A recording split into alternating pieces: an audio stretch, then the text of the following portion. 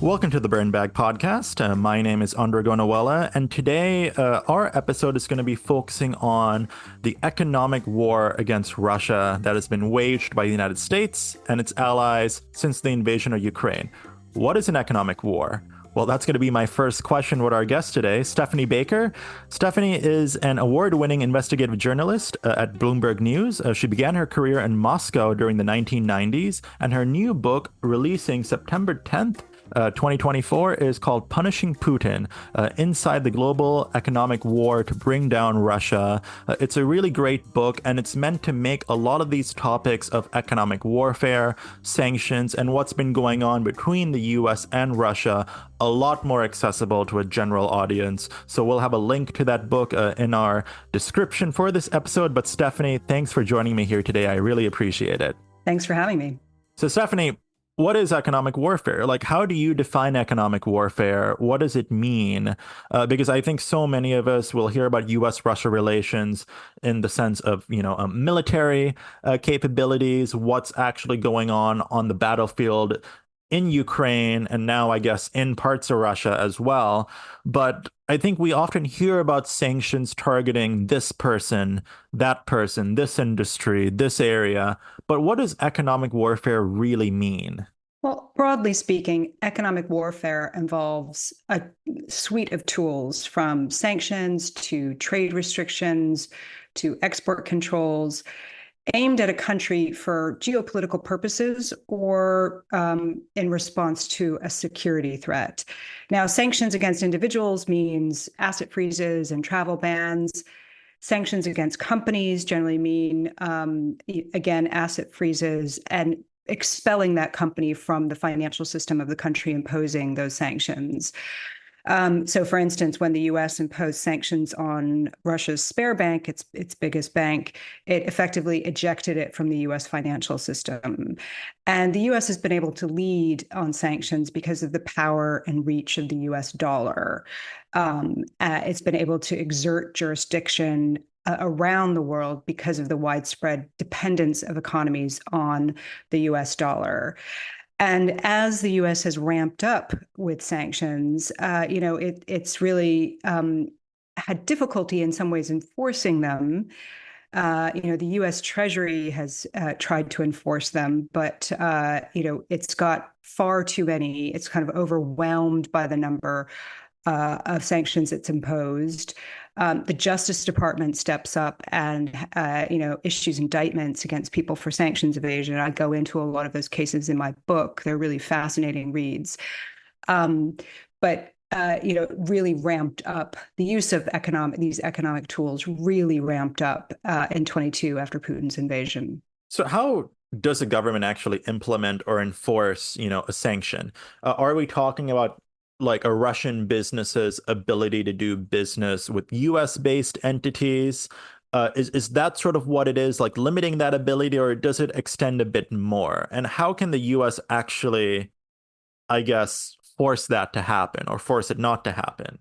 Well, the U.S. and, other countries in the sanctions coalition against Russia, and that includes, EU countries, the UK, Japan, Australia, they're really relying on banks and private companies to enforce and police these sanctions, making sure that they're policing their customers and checking them against a list of restricted entities. The U.S. Treasury gets suspicious financial, reports from banks and pursues those.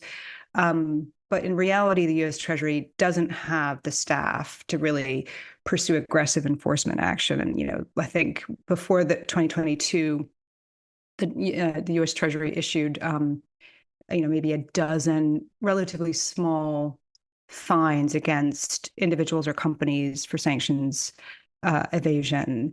But, in the past, the Justice Department has used these sort of demonstrative fines and indictments against big banks for violating sanctions in the past against sort of Iran as a way of scaring the rest of the financial sector into following these sanctions and checking their customers against the list of restricted companies and individuals. So not to get too technical, but you mentioned the US has a lot of this power because so much business is conducted in the US dollar. So for folks who aren't as economically or financially minded, such as myself, I mean, what does that actually mean? So like business is done with the US dollar, therefore the US has power.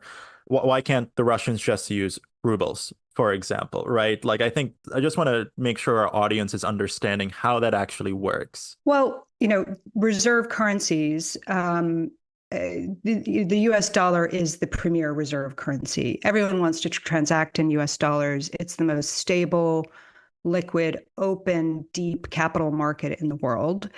Uh, you know, do you want rubles? Do you have any faith in the value of what the ruble is going to be tomorrow? Do you really want Chinese yuan? The Chinese yuan is not a fully convertible currency. It doesn't have deep, liquid, open capital markets governed by the rule of law. And that is why the US has been, the most powerful economy in the world for so long is partly because of the US dollar. The US, the global oil market operates predominantly in dollars, hence petrodollars. And most Russian citizens, for instance, you can see this from some of the reporting recently, they don't want rubles. They want to hold their money in either US dollars or euros because it's seen as a more stable currency. Okay. So, I mean, Stephanie, what was the nature of US sanctions on Russia before 2022, before the invasion of Ukraine? Did we have sanctions? How many sanctions do we have? How, like, sort of hard hitting were those sanctions? Yeah, before 2022, the sanctions against Russia were pretty scattershot. There was a few oligarchs here, some Russian banks over there. In 2014, when Putin annexed Crimea, the Obama administration, their response was very weak. Obama didn't want to go after Russia without having the Europeans on board, and the Europeans were reluctant. Remember, at that time, Europe was coming out of the debt crisis. At the same time, the US economy was still somewhat fragile. Obama was the president who wanted to end all wars, not, start them. And then when Trump entered the White House in 2016, there was the backdrop of Russian meddling in the election. And so Congress legislated that the Trump administration toughen US sanctions against Russia as well as Iran. And basically forced the administration to impose tougher sanctions, for Russia's malign activity around the world, not only Ukraine, but Syria, cyber attacks, et cetera. As a result of that, it's a piece of legislation called CAATSA, Countering American Adversaries. In 2018, U.S. Treasury Secretary Steve Mnuchin imposed sanctions on 7 Russian tycoons, one of whom was a man named Oleg Deripaska, who happened to control the largest aluminum producer outside of China. And the sanctions against him threw the global aluminum market into chaos because people were worried that they could not transact with his company, Rusal, in dollars because the U.S. sanctions would prevent that. And so the U.S. Treasury, negotiated over many months a deal to reduce Deripaska's control of Rusal so as to lift sanctions on the company. And that would end up being a really key lesson for the US government when 2022 came around. They wanted to make sure that whatever sanctions they did impose were not disruptive to the global economy, were not disruptive to global markets. And I think it really emphasized sort of a key tenet of sanctions policy, which is that you want to hit your target harder than you're hitting yourself. You want to impose more costs on the target than the country actually imposing those penalties. Yeah, and I think, when I think a lot of folks in the general audience will see a news report and hear about we're sanctioning this individual, that individual, this industry. I think sometimes because they just don't know enough about it, they may think like, oh, that's a symbolic thing. But I think the example you just outlined had a real disruptive effect that could have impacted sort of multiple global markets. But I sort of just also want to ask that question then, like, 2014, you sort of mentioned that the approach was more scattershot was that scattershot approach, I guess, designed to inflict the pain, quote unquote, or was it more symbolic, as in we have to address this, but let's address it in a more minor, more subtle way, I guess? I think it was the people designing the sanctions, some of whom came back and were working on sanctions in 2022. The idea was to do targeted sanctions, sort of pinprick sanctions that would cost Russian economies heavily. Sorry, that would cost Russian companies heavily by increasing the cost of them borrowing from international markets or restricting their ability to borrow from international markets. And in fact, that did cause or contributed, was one of the many factors that contributed to an economic downturn in Russia in 2015 and a currency crisis at the end of 2014, beginning of 2015. I think it was really all about taking the lessons, as it was explained to me by one of the architects, taking the lessons of the financial crisis from 2008, as it was put to me. We know how to fight a financial crisis. Can we cause one? And they tried to use these tools to basically affect the financial plumbing of Russia, making it harder for Russian companies to operate, and some of the big Russian companies, and enabled them to go after big companies without having blowback on either the US economy or the European economies. I think that's a very interesting insight you just shared. How do we cause, a financial sort of situation in Russia? So I mean, what has been the nature of the U.S. economic war against Putin and the Russian government since this invasion of Ukraine in 2022? How has that sort of sanctions approach that we saw earlier in the 2010s, how has that been intensified? How has it been altered? And how has it been changed? Well, when U.S. intelligence noticed the Russian troop buildup in late 2021 and early 2022, there was a sort of concerted messaging exercise. A parade of figures went to Moscow, went to Putin, to try to persuade him to not invade and warn him that the economic cost of doing so would be enormous. CIA Director Bill Burns went to Moscow. Biden, Boris Johnson, and other leaders told Putin by phone that the invasion would cost him dearly. And at the time, there was a real debate of how much do we show our hand? I think some leaders, like I was told Olaf Scholz, was arguing for the need for strategic ambiguity, just sort of not tipping their hand too early. And I think there's a real debate over whether or not that was the right strategy. Should they have perhaps rolled out more sanctions ahead of time to try to head off the invasion? But when the invasion actually happened, and it ended up being at the worst end of expectations, remember, there was some uncertainty whether or not Putin would just sort of push out from the Donbass, or would he try to go all the way to Kiev? When it turned out he was going all the way to Kiev, policymakers basically took a playbook that they had and turned to the last page to take the most extreme actions that they had bandied about, but not seriously considered pursuing until now.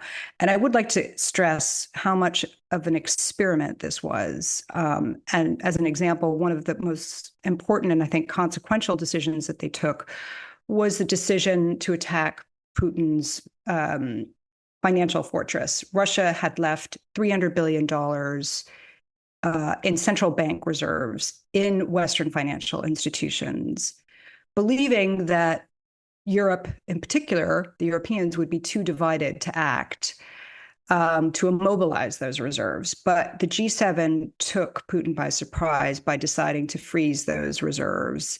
And they did so within days. And that's a central part of my book. I tell the backstory of how they came to that hugely historic decision. Now, in the past, they'd frozen reserves of other countries, Venezuela, Iran, Afghanistan. But the sheer size of Russia's central bank reserves made this a completely different level of economic warfare. And it raised, I think, the risk that the move might cause global market chaos. It'd never been done before on that level. In the end, that didn't happen. They went ahead and froze those reserves. But now what you're seeing is that pot of money, there's a huge fight over how to use it, whether to use it for Ukraine. A lot of people think the entire pot of money should be used for Ukraine. They're now in the process of doing this financial engineering to use the interest payments from that pot of money to back a major loan, as much as 50 billion, possibly more, to help Ukraine in the short term. But we can maybe get into that a bit later. Sure, yeah. And I mean, when we're talking about how this strategy of economic warfare came together, you sort of talked about how they flipped to the last possible page because this was the worst sort of guess of what could happen, the worst prediction of what could happen. How did this come together in a multilateral sense? How did this come together in terms of coordination with the European allies and so on? Because, I mean, oftentimes when you're going up against a big power, many different countries have many different interests for economic reasons, for political reasons, even social reasons.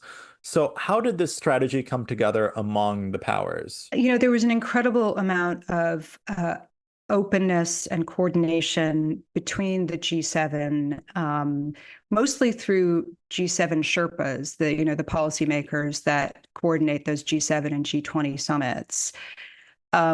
And luckily on this, they were able to come to a decision quite quickly. There were a few hiccups. I go into that in my book. Treasury Secretary Janet Yellen was initially hesitant and had to be persuaded, but that eventually went ahead.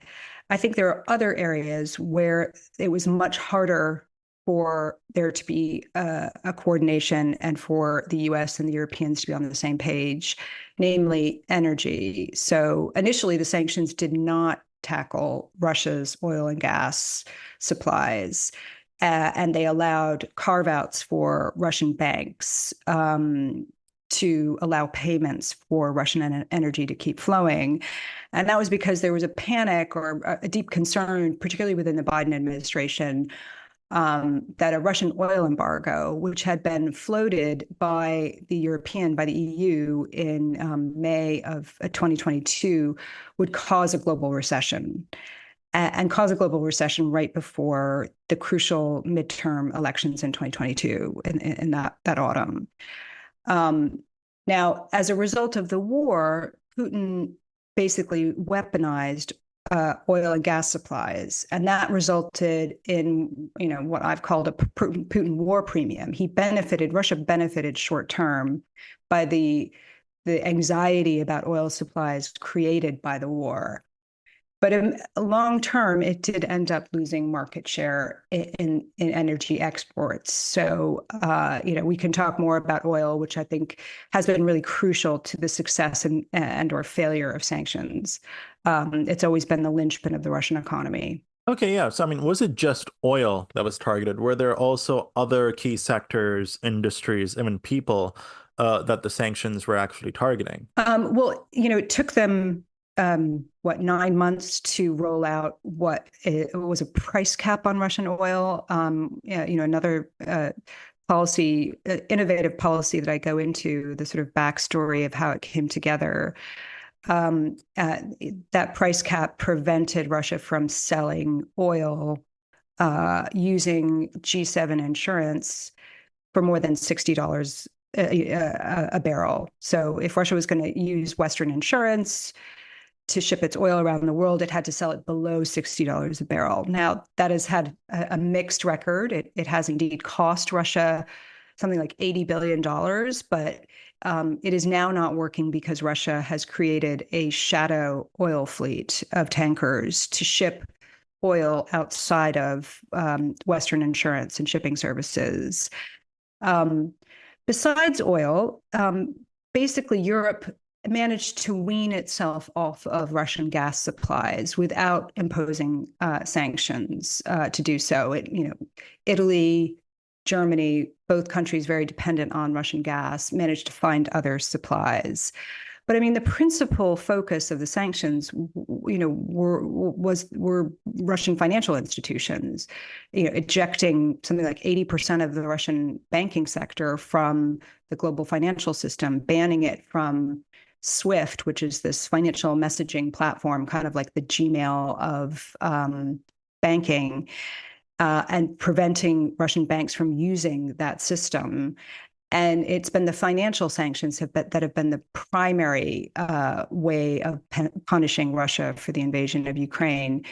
And they have kind of inched out and expanded those in different ways, as well as threatening to impose sanctions on other banks outside of Russia if they continue to do business with Russia. But again, we can talk about that a little bit more in detail later. Absolutely. And I mean, you mentioned, right, this is happening right before the 2022 midterms. There are concerns maybe that this could cause a financial crisis. You talked about earlier in this interview about key risks around making sure that these efforts actually hit Russia but don't have blowback for us in the United States. I mean, what are, I mean, in reality, the key risks of these sanctions? I mean, how big of a recession or a financial crisis could actually be possible that would stem from sanctions? Well, I think in terms of energy supplies, that was the greatest risk. I mean, they had done, the US Treasury officials that I spoke to, done a lot of modeling that showed that if you took Russian oil out of global markets, that would cause energy prices, oil prices to shoot up in a way that would cause a global recession. So I think that was the key risk. I think some of the financial sanctions, were not seen as potentially risky to the global financial system. Ejecting banks, albeit, these are big banks, some, that were the size of, say, Lehman Brothers before the 2008 financial crisis. But I don't think there was real concern that that would cause any blowback. It was really about, in particular, how Europe would cope without Russian energy supplies because it had become so dependent on Russia. Gas transported through Nord Stream pipelines. Europe was a much bigger buyer of Russian oil before 2022 than, say, the U.S. was. U.S. is a net exporter of oil. It didn't import that much Russian oil. Some for refining, but the real risk was the blowback to Europe and Europe's economy. Big German factories really dependent on gas supplies from Russia, and how would they cope? No, for sure. I mean, what was the state of the Russian economy before the war in Ukraine, and how has the economy fared since that invasion, after these sanctions have been put in place, but also with a lot of the internal dynamics going on in Russia? Right. So before the war started, Russia was coming out of COVID. Like I mentioned before, it suffered an economic downturn in 2015, in part because of sanctions, but also because of the oil markets. It came back during the pandemic. It crashed and then bounced back, like many economies around the world. I think there were some people who've argued that Putin launched the invasion because of sluggish economic growth. I think that's probably overblown. I think he was isolated during COVID and grew obsessed with his legacy and imperial ambitions. Now, Russia is on a full wartime footing. And I think it's a mistake to look at common standard growth metrics to assess how well the economy is doing. It is indeed growing, but that's because Putin has pumped so much money into defense production, paying soldiers huge wages to go fight in Ukraine. One of the key architects of the Biden sanctions policy, Dilip Singh, who's the deputy national security advisor for international economics, he's called the Russian economy a Potemkin facade. It's growing on the surface, but it's facing high inflation, in large part due to sanctions, but also due to Putin's high spending. Imports have, particularly from the West, have gone down. The central bank has had to hike interest rates to something like 18% to try to cool inflation. And it's confronting right now massive labor shortages because of the twin demands of staffing the defense factories while finding enough recruits to throw into the meat grinder in Ukraine. So the predictions are that the Russian economy will slow towards the end of this year in the coming months. So it does look like the sanctions pressure is building, which I think is part of the reason why Putin has floated at several times the possibility of negotiations. It's impossible to predict when the Russian economy is really going to, feel the heat from sanctions, but you see the pressure building now. And it's hard to say when the tipping point is. Yeah, and I mean, you talk about that high inflation. So, I mean, for the lack of a better term in describing this, what about the civilian collateral economic damage? I mean, there are others in the mainstream who have expressed opposition to sanctions against adversarial countries in general, just due to the effects that the sanctions have had on civilians. What's your take on that, at least when it comes to this Russia sort of situation? Well, when you first said civilian collateral, I was thinking of the losses of, Russian casualties in Ukraine, which most Western estimates put at 500,000 killed and wounded, which is just a phenomenal, staggering number, and it really pales in comparison with the Soviet losses in Afghanistan. Look, I think ordinary Russians haven't suffered from, that much at this point. Yes, there's been higher inflation, in part due to the sanctions, but in part due to Putin's spending on the war. So, basic things like food and medicine have been exempted from the sanctions. So in that sense, there hasn't been a fallout. But,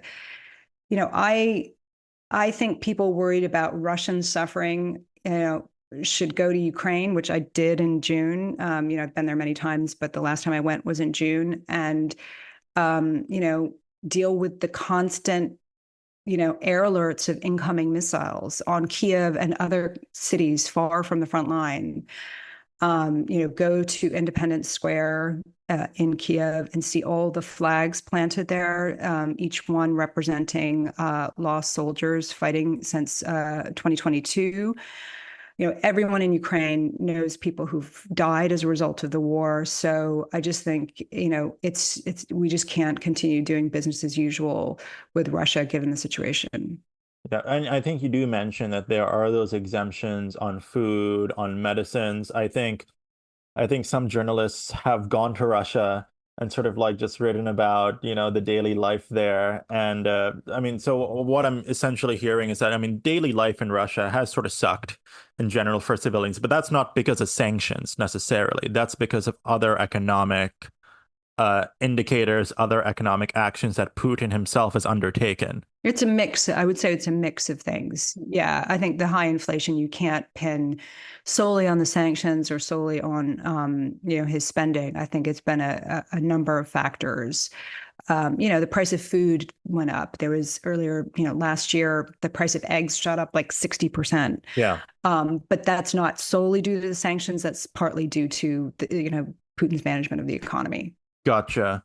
So, how has the U.S. approach towards sanctions against Russia affected its relationships with other countries? So, I think the one country I'm thinking of is India, because India has friendly relations with both the United States and Russia. It still gets some stuff from Russia. How does a country like India navigate those sanctions, and has it affected the relationship? India is a really interesting test case. No one before 2022 thought that India would end up buying so much oil from Russia. Before the war started, they went from like importing about 1% of its oil imports coming from Russia to as high as 40%. And no one saw that coming. But I think it's important to remember that India is dependent on Russia for military equipment. It has imported a lot of Russian weaponry, and you can't just pivot and switch that out. India saw an opportunity to get Russian oil on the cheap, particularly after the G7 imposed this price cap on Russian oil. I mean, initially it caused the price of oil to fall. This was before Russia was able to put together its shadow fleet, and they were opportunistic and took advantage of the situation. And frankly, that was the intent of the sanctions. It was to keep Russian oil flowing, but at a discount. so that it did not fan inflation. The ultimate irony, of course, was that Russia ended up with so many Indian rupees that it didn't know what to do with. Billions of rupees that it had no idea what to spend, because the only thing Russia really was able to buy from India were pharmaceuticals. I think they've since worked out a payment system to try to settle some of that. But it does show you the limits of these bilateral trade deals outside of the US dollar. Russia wants dollars so it can buy things elsewhere. It can't use rupees to Yeah. buy semiconductors from China. No, yeah. I mean, how have countries in the global south been affected, I think, by sanctions? I mean, there are a lot of countries that will buy Russian oil, other certain products were, I think, more economically disadvantaged than, many countries in the West. So how have those sanctions affected those countries? Has it affected those countries? Initially it wasn't really sanctions, but it was disruptions. Disrupt. Yeah, disruption in the supply of grain from Ukraine and Russia and fertilizer from Russia. And I think that was very painful for a lot of countries in the global south. Initially, I think that has lessened as time has gone on. Ukrainian grain is reaching global markets now. Russian grain is also reaching global, and there's been a concerted attempt to keep that going because of concern about the impact on countries in the global south. Um, you know, uh, it's hard to prove what would oil prices be now if Russia was supplying markets like it was prior to 2022. That's kind of hard to model. Would oil prices really be that much lower? I'm not so sure, because they've managed to reroute so much of their oil supply to India and China. That it may not have as much of an effect on global oil prices as we might think. Yeah, and I mean, you said initially, many of these global South countries felt the pain, quote unquote. Has that affected those political relationships? Has that changed some of their political views on the Russian invasion of Ukraine? Because there are a lot of countries that are fairly neutral on this issue, maybe some who are pro-Russia, more pro-Russia than pro-Ukraine. How has it affected the politics of this? Yeah, I mean, the interesting way of looking at this is the countries imposing sanctions, US, UK, EU, Australia, Japan, represent about half of the world's global GDP, but about two-thirds of the world's population are in countries that don't follow the Western sanctions. So I think that is the disconnect there. And I think there is a growing realization in Washington and elsewhere that they need to make sure to win countries in the global south over through positive inducements, whether it's kind of lending or debt relief, to persuade them to join the sanctions coalition, because it has been easier for Russia to avoid sanctions or evade sanctions through third countries. And so the only way to really make the sanctions more effective is to broaden that coalition. I think it has imposed strains on, for instance, the U.S.-India relationship. Certainly the U.S.-China relationship, which is far more complex and with many more factors at stake. I think the U.S. threat most recently, which began in December, they threatened to impose sanctions on banks that are facilitating the flow of supplies to Russia's military-industrial complex, and then they widened that to a wider definition just in this summer. And I think that's had a huge impact. You now suddenly have Chinese banks slowing down payments and not wanting to do business with Russia as a result of that. So you see the impact and the reach that the US dollar and the US Treasury can have. No, and you point out an interesting example, these Chinese banks that have enabled Russia to evade some of these sanctions. And I think some of these banks are fairly smaller institutions as opposed to some of the larger, I think, financial institutions in Russia. Particularly, I've heard about these smaller financial institutions sort of closer to the border region with Russia that are enabling these types of transactions. So has Russia, I mean, how has Russia been evading these sanctions? You mentioned some of these transactions, but I mean, what types of entities are they using to evade these sanctions, particularly in China? So the biggest sanctions evasion, network is through middlemen, mostly operating in Hong Kong and China, a few in Turkey and the UAE, but setting up companies to ship semiconductors that the Russian defense industry desperately needs for its precision guided missiles. And they're using Chinese banks to do it. And as you mentioned, some of the bigger Chinese banks stopped doing that business, and then that trade moved to smaller regional Chinese banks. But I think even the reports I'm reading is that even those smaller regional Chinese banks are wary of being targeted by U.S. sanctions. I mean, when you step back and you think about it, if you're a Chinese bank, do you really want to risk your access to the global financial system, your access to the US dollar, just for the sake of some small business with Russia? In the greater scheme of things, the Russian economy is relatively small. China wants to do business with the rest of the world. And I think that's the calculation that's being made in Washington, that the Chinese banks are not going to risk their access to global markets just for the sake of propping up Putin. Now we'll see how that pans out. We're in the middle of that right now. There's a shortage of Chinese yuan in Russia right now as a result of these delayed payments. Russian companies are having to pay far more in order to do this trade with Chinese banks. So we'll see how this pans out and how much it really depresses the flow of Chinese imports into Russia.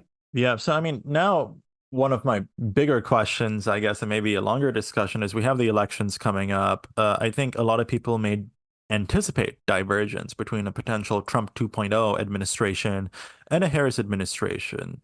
So, Stephanie, I mean, what's your take on what a second Trump administration might do with regards to this economic warfare against Russia? Will they significantly change things up? Will they lower the temperature or maybe be surprised? Well, look, all we can go on is what Trump has said and what JD Vance has said. And Trump has said that he will get Putin and Zelensky in a room and end the war in a day. He said he'll end the war before he even enters the White House if he wins the election. And frankly, the only way he could possibly do that is to lift at least some of the sanctions on Russia. And because so many of those sanctions were imposed under executive order rather than under congressional legislation, he could do that with a flip of a switch. He has the power to do that. JD Vance has been very skeptical of sanctions. Trump himself was skeptical of sanctions. I go into that in my book. I interviewed John Bolton and talked to him about Trump's attitude towards sanctions. The Trump administration did impose sanctions, but they were kind of in spite of Trump rather than because of him. So I think there is a very stark divide between the two candidates. Kamala Harris, I think, will continue the Biden administration's tough stance on Russia. Some of her key economic advisors have worked extensively on sanctions, including Mike Pyle, who was the Deputy National Security Advisor for International Economics when Dalip Singh stepped down. He had advised her, and I believe is continuing to advise her. Brian Nelson, who was an undersecretary at Treasury who worked on sanctions, he is now advising her. So I would expect a continued tough response. She's got some people in her corner that have demonstrated that they believe these economic penalties need to be kept on and that the screws tightened. You mentioned a lot of these actions, these sanctions have been conducted via executive order. Why is that? I guess you mentioned that Trump, Vance have been more skeptical of those sanctions. Are we seeing that skepticism sort of entrench the broader GOP at large? As in, if we wanted to do these sanctions via congressional action, there is probably no guarantee that this would pass.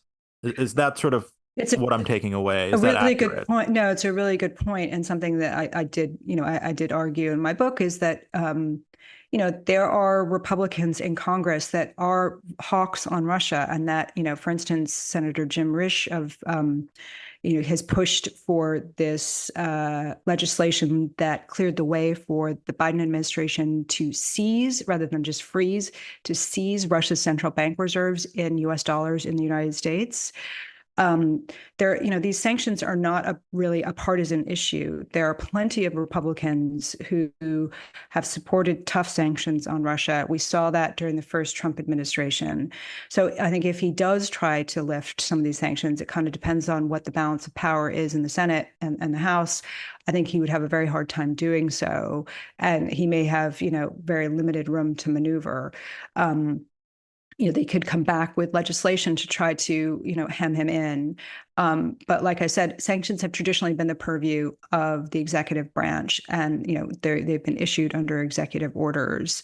And there are various people in Congress who've warned them about the dangers of doing so, that it does allow too much flexibility in the case of another Trump administration. No, absolutely. And, I'm very curious about this next thing. I mean, like, what are like key lessons from your book, from the situation, from the economic war against Russia that US policymakers may be able to extract about other issues? I mean, every time someone may talk about Ukraine in the broad sort of foreign policy scheme of things on a global scale, they'll often think about, if China invades Taiwan. The Chinese economy, though very different than the US economy, and our relations with that could throw the whole world into a bit of a tizzy, I think, versus, sanctions on smaller countries. Venezuela would inherently do less harm to the US in terms of blowback. So, I mean, are there any lessons that we can extract for, say, a potential conflict between the US and China over Taiwan, over other issues, or is it just two fundamentally different countries with fundamentally different global relationships and bilateral relationships? Yeah, I mean, this is why I thought the Russia sanctions was such an interesting story to dig into, because I think it's fundamentally different from sanctions against Venezuela or North Korea or Iran or Cuba. The US has never imposed sanctions against an economy as big or as integrated into the global financial system as Russia. And so there were really important lessons. There were lessons about the limits of sanctions, how far we could go. There was a lot of really innovative, policy around, say, the oil price cap. Um, Ultimately, as you pointed out, China is a different beast altogether. In many respects, China is too big to sanction. A third of global manufacturing capacity is now in China. Obviously, there's been concern about overdependency on Chinese manufacturing, that was brought about during the pandemic. I think it's going to be very hard in the case of China invading Taiwan to impose the same kind of penalties on China as we have on Russia. It'll face the same limitations, different for different reasons. Instead of, we had Russian oil, now we have Chinese manufacturing, that we can't impose blanket bans on the Chinese economy without a lot of pain being felt in the West.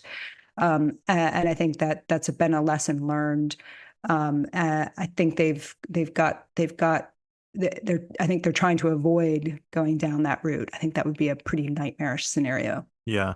As we close out this conversation, Stephanie, what are some of the biggest misconceptions that people may have about sanctions policy, the current sanctions we have against Russia, and so on? Yeah, I think a lot of people, I get this a lot. They say, "Oh, well, the sanctions aren't working. Why bother?" And I like to stress to people that that's actually a page out of Putin's propaganda. I think we have to define what "quote unquote" working means. If you define working as, did it prevent the invasion or force Russian troops out of Ukraine? Clearly, they have not worked. But if you define "quote unquote" working as, have they imposed significant costs on the Russian economy, then the answer is definitely yes. I mean, you can look at that from a number of different ways. Capital flight from Russia is in excess of 300 billion, 350 billion. It's caught the oil price cap cost Russia 80 billion. It's affected their currency. Long term, Russia's economic future looks pretty bleak. It's cut off from Western technology without going through these circuitous routes. I think the lesson is, there are limits to how much impact we can have without suffering the consequences. But I would say that the sanctions are working because they are bothering Putin deeply. He really wants them lifted. And you can tell that by some of the rhetoric coming out of, not only the Kremlin, but other Russian government officials, who are calling the sanctions uncompetitive, without acknowledging the fact that they were warned and they started the invasion themselves. Absolutely. And that is the name of the book, Punishing Putin, Inside the Global Economic War to Bring Down Russia. Stephanie's book releases on September 10th. So just in a few short weeks, we'll have a link to the book on Amazon, so you can order it, read more about it. Again, Stephanie makes as she did during this interview, she makes these topics, these concepts very accessible for a general audience. So this isn't just a book for policy wonks, policy majors, whatever, but this is a book for every single one of you listening at home. Stephanie, thank you so much for joining me here today. It was a real pleasure. Thanks for having me. It's great.